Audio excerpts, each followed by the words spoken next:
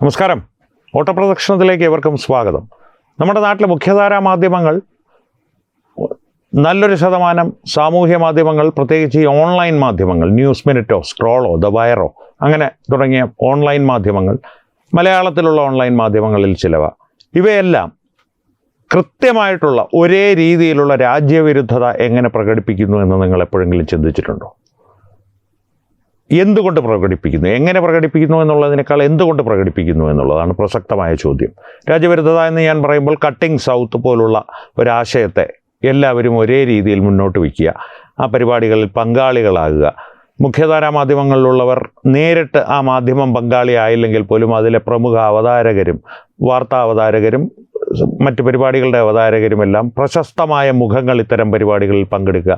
ഇത്തരത്തിലുള്ള പ്രവർത്തികളെല്ലാം ഇവരെങ്ങനെ ഒരു ഏകീകൃതമായി, ഒരു കൃത്യമായിട്ടുള്ള ആസൂത്രിതമായിട്ടുള്ളൊരു പദ്ധതി പോലെ എന്തുകൊണ്ട് ചെയ്യുന്നു എന്നെപ്പോഴെങ്കിലും നിങ്ങൾ ചിന്തിച്ചിട്ടുണ്ടോ? അവിടെയാണ് ഈ കഴിഞ്ഞ ദിവസങ്ങളിൽ വലിയ ചർച്ചാ വിഷയമായിട്ടുള്ള ഈ പാറ്റ സമരത്തിന് വിദേശത്ത് നിന്ന് ഫണ്ടിങ് ഉണ്ടായിരുന്നു എന്നുള്ള ആരോപണം പ്രസക്തമാകുന്നത്. വിദേശത്ത് നിന്നുള്ള ഫണ്ടിങ്ങിനെ സംബന്ധിച്ച് കേന്ദ്രമന്ത്രിസഭയിൽ നിന്നുള്ളവർ തന്നെ, കേന്ദ്രമന്ത്രിസഭയുടെ വക്താക്കൾ തന്നെ പറഞ്ഞത് കൃത്യമായിട്ടുള്ള തെളിവുകളൊന്നും ഇതുവരെ ലഭ്യമായിട്ടില്ല എന്നുള്ളതാണ്.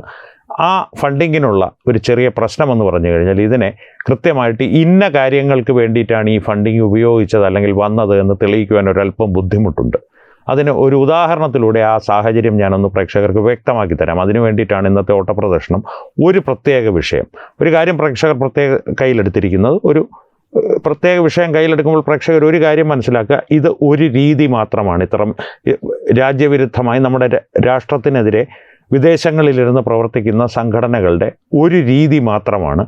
ഇവിടെ അവരുടെ വാടക വായ്ക്കളെ സൃഷ്ടിച്ച് അവരെ ഉപയോഗിച്ച് രാജ്യവിരുദ്ധ പ്രവർത്തനങ്ങൾ ചെയ്യിപ്പിക്കുക, അത്തരത്തിലുള്ള ആഖ്യാനങ്ങൾ സൃഷ്ടിച്ചെടുക്കുക, അതിന് പ്രചാരണം നൽകുക എന്നുള്ളത് ഒരു രീതി മാത്രമാണ്. ആ ഒരു രീതി എന്താണ് എന്ന് ചോദിച്ചു കഴിഞ്ഞാൽ, മാധ്യമങ്ങളെ വിലക്കെടുക്കുന്നതിൻ്റെ ഒരു പ്രധാനപ്പെട്ട തന്ത്രം, ഒരു സംഘടനയുണ്ട്, Indian American Muslim council, IAMC.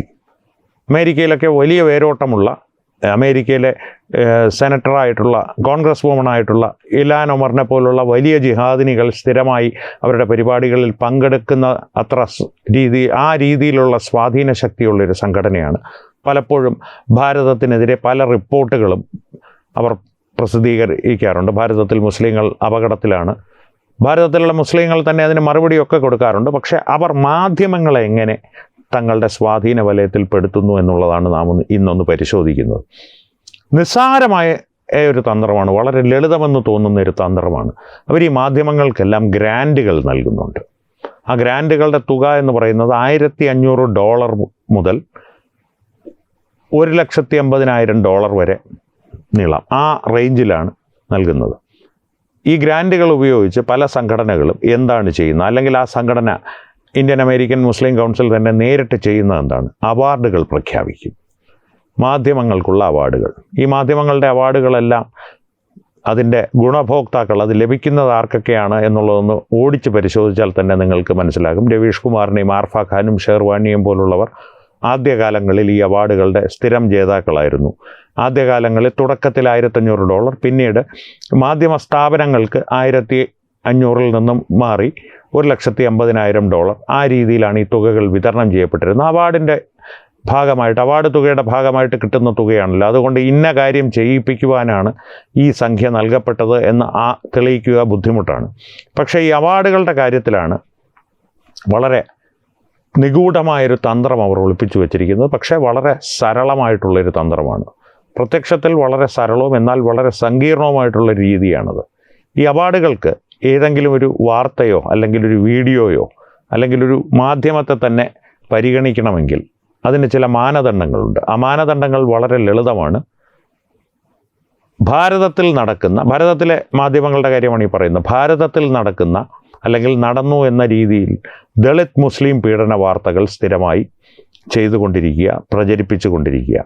ആ വാർത്തയുടെ ആധികാരികതയോ സത്യസന്ധതയോ ഒന്നും വിഷയമല്ല.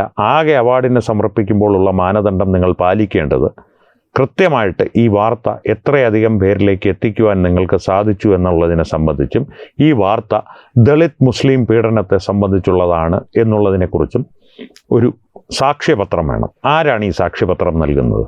അതിനാണ് അവരൊരു വലിയ രീതിയിലുള്ളൊരു സംവിധാനം തന്നെ ഉണ്ടാക്കി വെച്ചിട്ടുണ്ട്. ആദ്യകാലങ്ങളിൽ ഇവരുടെ അവാർഡ് ജേതാക്കളായിരുന്ന ഈ രവീഷ് കുമാറും ആർഫ ഖാനും ഷെർവാനിയും പോലെയുള്ളവരാണ് ഈ സാക്ഷ്യപത്രങ്ങൾ നൽകുന്ന ഫസ്റ്റ് ജൂറി. ഈ ലോക്കൽ ജൂറി എന്ന് പറയുമല്ലോ, ലോക്കൽ ജൂറി പാസ്സാക്കിയാലേ മുകളിലുള്ള ജൂറികളിലേക്ക്, അവസാന ജൂറിയിലേക്ക് ഈ വാർത്തകളും മാധ്യമങ്ങളുടെ പേരുകളുമെല്ലാം അവാർഡിനുള്ള പരിഗണനയിൽ മത്സരാർത്ഥികളായി ചെല്ലുകയുള്ളൂ. ഇത്തരത്തിൽ വരുന്ന വാർത്തകളിൽ ഓരോ വർഷവും ഓരോരുത്തർക്കായിട്ട്, ഇതിലങ്ങനെ മത്സരമൊന്നുമില്ല, ഓരോ വർഷവും ഓരോരുത്തർക്ക് ഇത് ലഭിക്കും. ഈ വർഷം ന്യൂസ് മിനിറ്റിനാണ് മാധ്യമത്തിനുള്ള അവാർഡ് ലഭിക്കുന്നതെങ്കിൽ സ്ക്രോളിലുള്ള ഏതെങ്കിലും ഒരു മുതിർന്ന മാധ്യമപ്രവർത്തകയ്ക്കായിരിക്കും. മാധ്യമപ്രവർത്തകരെന്നവരെ വിളിക്കുവാൻ പാടുള്ളതല്ല, എന്നിരുന്നാൽ പോലും മാധ്യമപ്രവർത്തകയ്ക്കായിരിക്കും ഈ വ്യക്തിഗത അവാർഡ് ലഭിക്കുന്നത്. അത്തരത്തിൽ അവരതിനെ ഒരു സന്തുലിതാവസ്ഥയിൽ കൊണ്ടുപോയിട്ടാണ് ഈ മാധ്യമങ്ങളെ എല്ലാം സ്വാധീനത്തിൽ കൊണ്ടുവരുന്നത്. ഇത് വളരെയധികം ആസൂത്രിതമായിട്ടുള്ളൊരു തന്ത്രമാണ്. ആലോചിച്ച് നോക്കൂ, ഇതിൻ്റെ പിന്നിലുള്ള ഒരു ജീനിയസ് അല്ലെങ്കിൽ ഒരു ബുദ്ധിവൈഭവം. ആ ബുദ്ധിവൈഭവം നമ്മളോട് പറയുന്നത്, നാം ഒന്നും ശ്രദ്ധിക്കാതെ പോകുന്നത്, നിയമപരമായി ഇതിനെ തടയുവാൻ പ്രത്യേകിച്ച് അന്വേഷണ ഏജൻസികളുടെ പക്കൽ യാതൊരു മാർഗവുമില്ല, യാതൊരു സംവിധാനങ്ങളുമില്ല. പക്ഷേ ഒരു സംവിധാനമുണ്ട്, അതാണ് FCRA, foreign contributions regulations act. ഇപ്പോൾ പ്രേക്ഷകർക്ക് ഏതാണ്ടൊരു ഇത് തമ്മിലുള്ള പരസ്പര ബന്ധം ബോധ്യപ്പെട്ട് കാണും.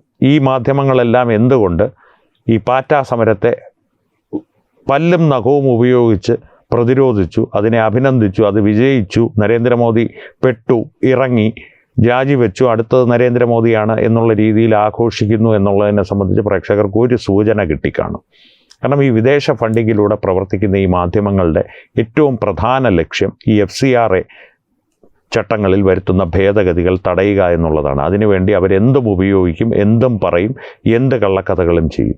മുഖ്യധാരാ മാധ്യമങ്ങളിലേക്ക് വന്നു കഴിഞ്ഞാൽ മലയാളത്തിൽ ഏറ്റവും കൂടുതൽ ഈ പാറ്റാ സമരത്തെ അനുകൂലിച്ചും മോദിയെ ഭർസിച്ചും, ഈ ഇന്നത്തെ ഒരു വീഡിയോയിൽ പറഞ്ഞ പോലെ ജാൻമണിയെ പോലുള്ള ജീവികൾ ചെയ്യുന്ന അത്രയും വൃത്തികെട്ട ഭാഷ ഉപയോഗിക്കുന്നില്ലെങ്കിൽ പോലും സിന്ധു സൂര്യകുമാറൊക്കെ ഏതാണ്ട് അതിൻ്റെ ഒരു പരിധി ലംഘിക്കില്ല എന്നുള്ള മട്ടിലാണ് വാർത്തകളെല്ലാം ചെയ്തുകൊണ്ടിരുന്നത്. അത്തരത്തിലുള്ള ആളുകൾ ഇതിൻ്റെ സ്വാധീന വലയത്തിൽ പെട്ടിട്ടുണ്ടോ എന്ന് ചോദിച്ചാൽ കൃത്യമായിട്ട് ഇതുവരെയുള്ള അവാർഡിൻ്റെ പട്ടികകളിൽ സിന്ധു സൂര്യകുമാറിൻ്റെ പേര് ഞാൻ കണ്ടില്ല. ഞാൻ വിട്ടുപോയതാകാനും സാധ്യതയുണ്ട്. പക്ഷേ അത്തരത്തിലുള്ള സാമ്പത്തിക സഹായങ്ങൾ, ഞാൻ ആദ്യമേ പറഞ്ഞു, ഒരു രീതി മാത്രമാണ് ഞാൻ നിങ്ങളോട് വിശദമായി പറയുന്നത്. മറ്റ് പല രീതികളുമുണ്ട് ഈ ഗ്രാൻഡ് മാധ്യമങ്ങളിലേക്ക് എത്തിക്കുവാനും അല്ലെങ്കിൽ മാധ്യമ പ്രവർത്തകരിലേക്ക് എത്തിക്കുവാനും. പക്ഷേ അതെല്ലാം അന്വേഷണ ഏജൻസികൾക്ക്, NIAക്കോ CBIക്കോ സാധാരണ പ്രാദേശിക നിയമപാലക സംവിധാനങ്ങൾക്കോ നേരിട്ട് അതിലൊന്നും ചെയ്യുവാൻ സാധിക്കില്ല, ഇടപെടുവാൻ പോലും പലപ്പോഴും സാധിച്ചെന്ന് വരില്ല. പക്ഷേ FCRA നിയമ ഭേദഗതി വന്നു കഴിഞ്ഞാൽ കൃത്യമായിട്ടുള്ള ഒരു പിടി ഈ ഫണ്ടിൻ്റെ ഒഴുക്കിന് മേൽ വീഴും. അതുതന്നെയാണ് അവരെ ഭയപ്പെടുത്തുന്നതും. അപ്പോൾ ഈ പുറത്തിരിക്കുന്ന സംഘടനകൾക്ക് എന്താണ് അതിൽ അമിത താല്പര്യമെന്ന് ചോദിച്ചു കഴിഞ്ഞാൽ, അവർ ഈ ഫണ്ട് ഒഴുക്കുന്നത് മാധ്യമപ്രവർത്തകർക്ക് വേണ്ടിയിട്ട് മാത്രമല്ലല്ലോ, മറ്റ് ജിഹാദി സംഘടനകളിലേക്കും ഇതുപോലുള്ള വിവിധ തന്ത്രങ്ങൾ ഉപയോഗിച്ച് പാറ്റാ സമരത്തിലേക്ക് വന്നിരുന്നത്. ദുബായിൽ നിന്നും ഖത്തറിൽ നിന്നും 2000-3000 ഫുഡിൻ്റെ ഓർഡറുകളാണ് ഒരു ദിവസം വന്നിരുന്നത്. സൊമാറ്റോയ്ക്കും സ്വിഗ്ഗിക്കുമെല്ലാം റാപ്പിഡോയ്ക്കുമെല്ലാം വന്നിരുന്നത്. 2000-3000 വലിയ വില കൂടിയ ഭക്ഷണ സാധനങ്ങളുടെ ഓർഡറാണ് വന്നിരുന്നത്. അത്തരത്തിൽ ഫണ്ടുകൾ ഉപയോഗിക്കാം. അല്ലാതെ തന്നെ ഹോട്ടൽ മുറികൾ ബുക്ക് ചെയ്യുന്നതിന് ഉപയോഗിക്കാം, യാത്രാ സംവിധാനങ്ങൾ ഒരുക്കുന്നതിന് ഉപയോഗിക്കാം, സോഷ്യൽ മീഡിയയിൽ ആളുകൾക്ക് പോസ്റ്റുകൾ, ഇതിന് അനുകൂലമായിട്ട് പോസ്റ്റുകൾ ചെയ്യുന്നതിന് ഉപയോഗിക്കാം. 60,000 രൂപ വരെ അവർ അതിന് നൽകിയിരുന്നു. അത് പുറത്തു കൊണ്ടുവന്നപ്പോൾ അതിനെതിരെ BJP 30,000 രൂപ നൽകുന്നു എന്നുള്ളൊരു വ്യാജ പ്രചരണം അവർ ഇറക്കി നോക്കി. അത് പൊളിഞ്ഞുപോയി. പക്ഷേ ഞാൻ പറഞ്ഞല്ലോ, ആഖ്യാനത്തിൽ അവർ വിജയിച്ചു, വിശദീകരണത്തിൽ ദേശീയവാദികൾ പരാജയപ്പെട്ടു. അതാണ് പാറ്റാ സമരത്തിൽ സംഭവിച്ചത്. അത്തരത്തിലുള്ളൊരു ഫണ്ടിൻ്റെ ഒഴുക്ക് മാധ്യമങ്ങളിലേക്ക് എങ്ങനെ ഉണ്ടാകുന്നു എന്നുള്ളതിൻ്റെ ഒരു ഏകദേശ രൂപമാണ് ഞാൻ പ്രേക്ഷകരുടെ മുമ്പിൽ അവതരിപ്പിച്ചത്. അപ്പോൾ ഇത്തരത്തിൽ ഉള്ള വലിയ തുക, കാരണം നമ്മുടെ മാധ്യമപ്രവർത്തകരുടെ വില എന്ന് പറയുന്നത് അത്ര അധികമൊന്നുമല്ലെന്നേ. $1,500 എന്ന് പറഞ്ഞാൽ എത്രയാകും? പരമാവധി ആകുമ്പോഴത്തേക്ക് ഒരു 1,35,000 രൂപ അല്ലേ? 90 രൂപയിട്ട് ഡോളറിൻ്റെ വില കൂട്ടിയാൽ പോട്ടെ, 100 രൂപയിട്ട് കൂട്ടൂ. 100 രൂപയിട്ട് കൂട്ടിക്കഴിഞ്ഞാൽ 1,50,000 രൂപ. ഡോളറിൻ്റെ വില 100 രൂപയായിട്ട് കണക്കാക്കിയാൽ 1,50,000 രൂപ. അതിനപ്പുറത്തേക്കൊന്നും മാധ്യമപ്രവർത്തകർക്ക് വിലയില്ലെന്നേ. ഉയർന്നു വരുന്ന സമയത്തേക്ക് ഇനി മാധ്യമപ്രവർത്തകർ അതിൻ്റെ ചീഫ് എഡിറ്ററും റെസിഡൻ്റ് എഡിറ്ററും അല്ലെങ്കിൽ താൽക്കാലിക എഡിറ്ററും സ്റ്റാർ എഡിറ്ററും ഒക്കെയായി മാറുമ്പോൾ ഈ 1500 എന്നുള്ള തുക വർദ്ധിച്ചു വരും. $2000 ആകാം, $3000 ആകാം. മാധ്യമ സ്ഥാപനങ്ങൾക്ക് $1,50,000 $50,000 ആകാം. $1,50,000 എന്ന് പറയുമ്പോൾ അത്ര നിസ്സാരമായിട്ടുള്ള തുകയല്ല. ഏതാണ്ടൊരു എത്ര വരും, ഒരു 1.5 കോടി രൂപയോളം വരാം അല്ലേ? അത്തരത്തിലുള്ള എല്ലാ വർഷവും അത്തരത്തിലുള്ള ഒരു സാധ്യതകൾ തെളിഞ്ഞു കിടക്കുമ്പോൾ അവർ കൃത്യമായിട്ട് അവരുടെ ആത്മാവ് ഇത്തരത്തിലുള്ള ഇന്ത്യൻ അമേരിക്കൻ മുസ്ലിം കൗൺസിൽ പോലുള്ള സംഘടനകൾക്ക്, ജിഹാദി സംഘടനകൾക്ക് വേണ്ടി പണയം വെച്ചിരിക്കും, അല്ലെങ്കിൽ വിൽക്കുക തന്നെ ചെയ്യും. ഇനി ഇന്ത്യൻ അമേരിക്കൻ മുസ്ലിം കൗൺസിലുണ്ടല്ലോ, IAMC എന്ന സംഘടനയുടെ ഇല്യാൻ ഒമർ വരെയുള്ള വ്യക്തികളിലേക്കുള്ള സ്വാധീനം, വ്യക്തികൾ വരെയുള്ള സ്വാധീനം ഞാൻ പറഞ്ഞു. മറ്റ് ചില ബന്ധങ്ങളും അവർക്കുണ്ട്. അത് നമ്മുടെ രാജ്യത്തെ അന്വേഷണ ഏജൻസികൾ കണ്ടുപിടിച്ചിട്ടുള്ളതാണ്. പക്ഷേ അവരെ ഭാരതത്തിൻ്റെ നിയമത്തിൻ്റെ പരിധിക്കുള്ളിൽ കൊണ്ടുവരുന്നതിൽ പരിമിതികളുള്ളതിനാൽ വ്യക്തമായിട്ടുള്ള റിപ്പോർട്ടുകളൊന്നും പുറത്തു വന്നിട്ടില്ല. അല്ലെങ്കിൽ കൂടുതൽ അന്വേഷണങ്ങൾ ആ ഭാഗത്ത് നടക്കുന്നുണ്ടോ എന്നുള്ളതിനെ സംബന്ധിച്ച് അന്വേഷണ ഏജൻസികൾ ഒരു വിവരവും പുറത്തുവിട്ടിട്ടില്ല. നടക്കുന്നുണ്ടോ എന്നുള്ള കാര്യം ഏകദേശം നമുക്ക് ഊഹിക്കാവുന്ന കാര്യമാണ്. ഇന്ത്യൻ അമേരിക്കൻ മുസ്ലിം കൗൺസിലിന് ഏറ്റവും ബന്ധമുള്ളത് സിമി തുടങ്ങിയ നിരോധിത ഭീകരവാദ സംഘടനകളോടും പാകിസ്ഥാനിലെ ISI ചാരസംഘടനയായ ISIയുമായിട്ടാണ്. ഇത്തരത്തിലുള്ള സംഘടനകളുമായിട്ട് വ്യക്തമായ ബന്ധം പുലർത്തുന്ന ഈ സംഘടനയുടെ അവാർഡുകൾ എന്ന പേരിൽ കൈക്കൂലി വാങ്ങി അല്ലെങ്കിൽ അവരിൽ നിന്ന് പ്രതിഫലം പറ്റി രാജ്യവിരുദ്ധത പ്രകടിപ്പിക്കുന്ന മാധ്യമങ്ങളെ നിങ്ങൾക്ക് തിരിച്ചറിയണമെങ്കിൽ കൃത്യമായിട്ട് ഒരു ഏക സ്വഭാവത്തോടുകൂടി രാജ്യവിരുദ്ധത പ്രകടിപ്പിക്കുന്ന മാധ്യമങ്ങളെ നിങ്ങളൊന്ന് ശ്രദ്ധിച്ചാൽ മതി. മാധ്യമ പ്രവർത്തകരെ നിങ്ങളൊന്ന് ശ്രദ്ധിച്ചാൽ മതി. ഇത് സ്ക്രോളാകട്ടെ, വയറാകട്ടെ, ദ ന്യൂസ് മിനിറ്റ് ആകട്ടെ, ഫാക്ട് ചെക്കേഴ്സ് എന്നുള്ള പേരിൽ ട്വിറ്റർ ഇപ്പോൾ എക്സിൽ അഭിരമിക്കുന്നവരാകട്ടെ, മുഖ്യധാരാ മാധ്യമങ്ങളിലെ കവർ സ്റ്റോറിക്കാരോ സർജിക്കൽ സ്ട്രൈക്കുകാരോ ആകട്ടെ, ഇവരാരും വ്യക്തമായിട്ട് അവരുടെ ഒരു രാഷ്ട്രീയ ബോധമോ രാഷ്ട്രമീമാംസയോ ഒന്നും കൊണ്ടല്ല മോഡി ഭർസനം ഒരു ആയുധമായിട്ട് അല്ലെങ്കിൽ നിത്യതൊഴിലായി കയ്യിലെടുക്കുന്നത് അല്ലെങ്കിൽ വായിട്ടലയ്ക്കുന്നത്. കൃത്യമായിട്ട് ഇത്തരത്തിലുള്ള സംഘടനകളുടെ സ്വാധീനവും നിർദ്ദേശങ്ങളും അതിന് പിന്നിലുണ്ടെന്നുള്ളത് മനസ്സിലാക്കുക. അതിനു വേണ്ടിയിട്ടാണ് ഓട്ടപ്രദർശനം ഈ വിഷയമെന്ന് കയ്യിലെടുത്തത്. ഈ വിഷയത്തെ സംബന്ധിച്ച് പ്രേക്ഷകരുടെ അഭിപ്രായങ്ങൾ തീർച്ചയായും കമൻറ്റുകളിലൂടെ ഞങ്ങളുമായി പങ്കുവയ്ക്കുക. ഒപ്പം വീഡിയോ ലൈക്ക് ചെയ്യുക, പരമാവധി ആളുകളിലേക്ക് ഈ വീഡിയോ എത്തുവാനായി ഷെയർ ചെയ്യുക.